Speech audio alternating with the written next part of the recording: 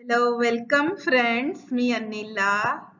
The topic of my discussion is chemical bonds and types.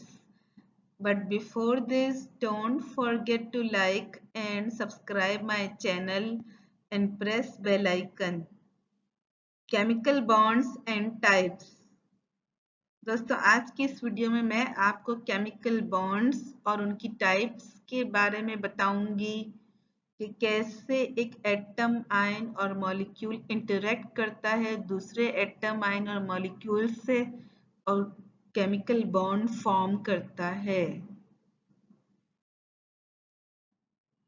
Chemical bonds is a force of attraction between two atoms, ions or molecules that holds two species together.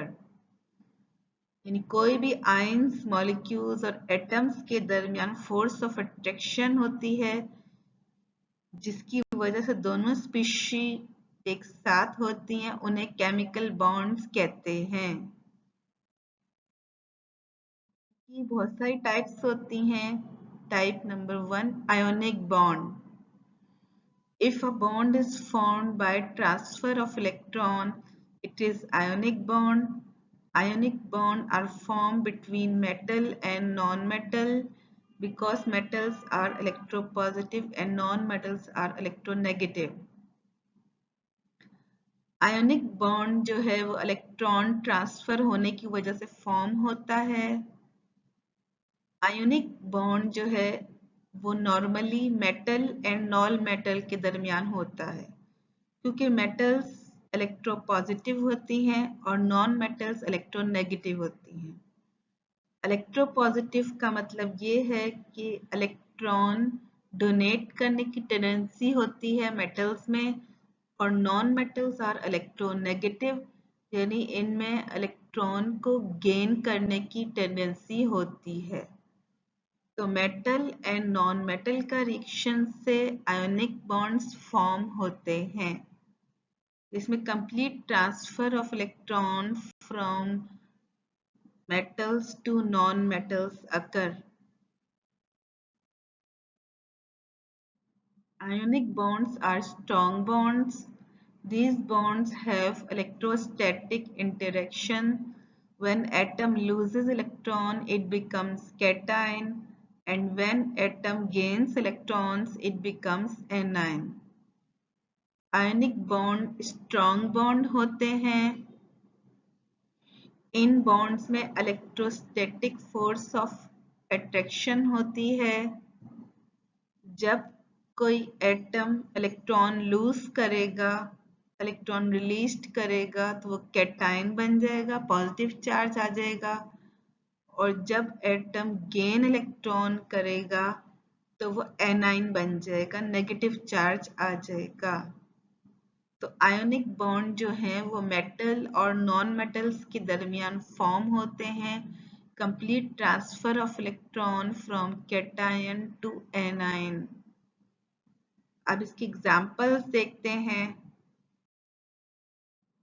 Examples of ionic bonds include sodium chloride. Sodium as a metal है, chloride as a non metal है। Sodium एक electron दे रहा है, chloride एक electron ले रहा है, तो sodium is electropositive, chloride is electronegative. इसी तरह calcium chloride, calcium as a cation है, two chloride ion as an anion है।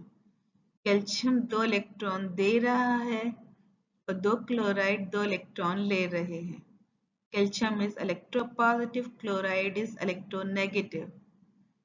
इसी तरह सोडियम कार्बोनेट, सोडियम दो इलेक्ट्रॉन दे रहा है और carbonate as an anion act कर रहा है और दो इलेक्ट्रॉन ले रहा है। इस तरह सोडियम कार्बोनेट के दरमियान आयोनिक बॉन्ड हैं। Magnesium sulphide, magnesium as a cation है, सल्फाइड एज एन एनायन है। मैग्नीशियम दो इलेक्ट्रॉन दे रहा है, सल्फाइड दो इलेक्ट्रॉन ले रहा है। सोडियम क्लोराइड में +1 चार्ज होगा सोडियम पे, क्लोराइड पे -1 चार्ज होगा। कैल्शियम क्लोराइड में कैल्शियम पे +2 चार्ज होगा, क्लोराइड पे -2 चार्ज होगा। सोडियम कार्बोनेट में सोडियम, क्योंकि 2 सोडियम है तो +2 चार्ज होगा, कार्बोनेट पे -2 चार्ज होगा। मैग्नीशियम सल्फाइड में मैग्नीशियम पे +2 चार्ज होगा, सल्फर पे -2 चार्ज होगा। So these are examples of ionic bonds. Metallic bond. These are forces that holds atom together in a metallic substance. किसी भी metallic substance के अंदर जो forces हैं जो metal atom को एक साथ held together करती हैं उन्हें metallic bonds कहते हैं. These bonds are forces between metal ion and valence electrons. Because valence electrons move easily, so metallic bonds are good conductors. ये forces metal के अंदर क्या होता है? Metal ions and valence electrons के दरमियान forces होती हैं जिन्हें metallic bond कहते हैं. क्योंकि valence electrons easily move करते हैं in the structure of metals, so they are good conductors of heat and electricity. Example includes copper as a metal है, sodium as a metal है, iron as a metal है, antimony symbol है Sb, lead symbol है Pb and silver symbol है Ag. All these metals form metallic bonds. Metallic bonds की खास बात होती है कि इसमें मेटल आयंस और वैलेंस इलेक्ट्रॉन के दरमियान फोर्सेस होती हैं जो मेटेलिक बॉन्ड बनाती हैं. ये वैलेंस इलेक्ट्रॉन्स मूव करते हैं आसानी से मेटेलिक स्ट्रक्चर में, जिसकी वजह से ये good conductors of heat and electricity होते हैं. Covalent bond. Covalent bond is the bond formed by sharing of electrons between two atoms. Covalent bond may be polar or non-polar. Covalent bond ये तब form होता है bond जब दो atoms के electrons आपस में शेयरिंग करते हैं, equal sharing of electrons between two atoms, तो उसे हम कोवेलेंट बॉन्ड कहते हैं. They may be polar or non-polar.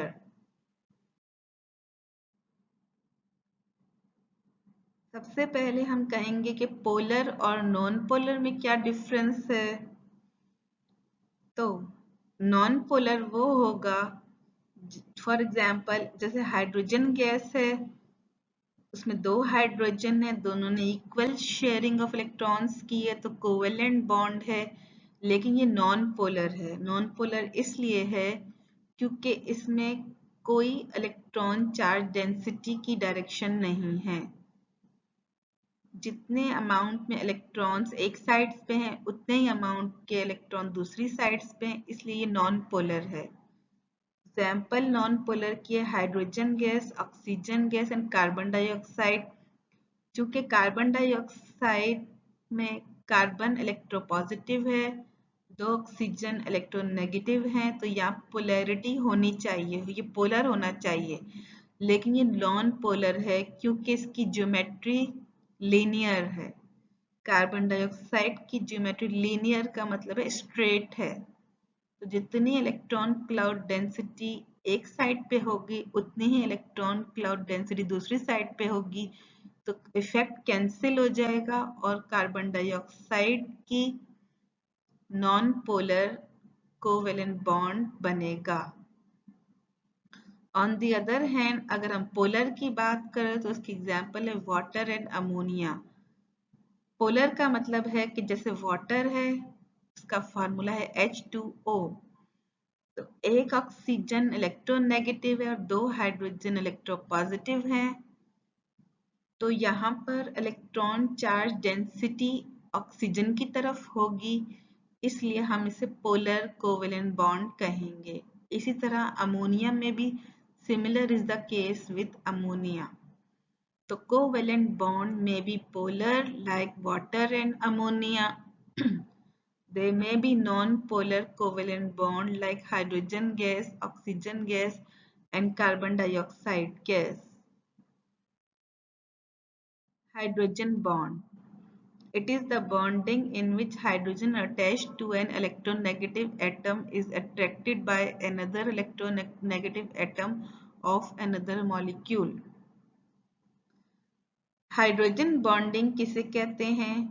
जिसके अंदर हाइड्रोजन जो कि एक इलेक्ट्रोनेगेटिव एटम लाइक ऑक्सीजन से अटैच्ड हो और उसकी अट्रैक्शन एक और electronegative atom of another molecule से हो, तो उसे हम हाइड्रोजन बॉन्डिंग कहते हैं. Example include water and ethanol. Nitrogenous bases in DNA are held together by hydrogen bonding. Hydrogen bonding water में होती है. वाटर का फार्मूला है H2O. एक ऑक्सीजन और दो हाइड्रोजन होते हैं. तो एक हाइड्रोजन वाटर के ऑक्सीजन से बॉन्ड बनाता है और वही हाइड्रोजन वाटर के दूसरे मॉलिक्यूल के ऑक्सीजन से एक टेम्पररी बॉन्ड बनाता है जिसे हाइड्रोजन बॉन्ड कहते हैं. Similar is the case with ethanol. Ethanol के अंदर भी हाइड्रोजन बॉन्डिंग होती है क्योंकि OH ग्रुप प्रेजेंट होता है इथेनॉल में. तो जो हाइड्रोजन है वो ऑक्सीजन से अटैच होता है और वो दूसरे इथेनॉल मॉलिक्यूल के ऑक्सीजन से अट्रैक्ट होता है, तो उसे हाइड्रोजन बॉन्डिंग कहते हैं. Nitrogenous bases in DNA are held together by hydrogen bonding. DNA के अंदर जो नाइट्रोजनस बेसेस होती हैं उनके दरमियान एक वीक इंटरेक्शन होता है जिसे हम हाइड्रोजन बॉन्डिंग कहते हैं. Van der Waals forces. These are weak forces that attracts neutral molecule to one another. For example, graphite. ये एक weak forces हैं जो neutral molecules को attract करती हैं to one another. For example, graphite. Graphite is a form of carbon. इसके अंदर layers होती हैं जो Van der Waals forces के जरिए आपस में जुड़ी होती हैं, तो ये वीक फोर्सेस होती हैं. In this way, atoms, ions and molecules form bond with each other. इस तरह एटम्स, आयंस एंड मॉलिक्यूल्स आपस में इंटरेक्ट करके बॉन्ड फॉर्म करते हैं. दोस्तों, आज की इस वीडियो में अगर आपको कुछ समझ में नहीं आया तो आप कमेंट्स में मुझसे राब्ता कर सकते हैं. I can help you. Thanks.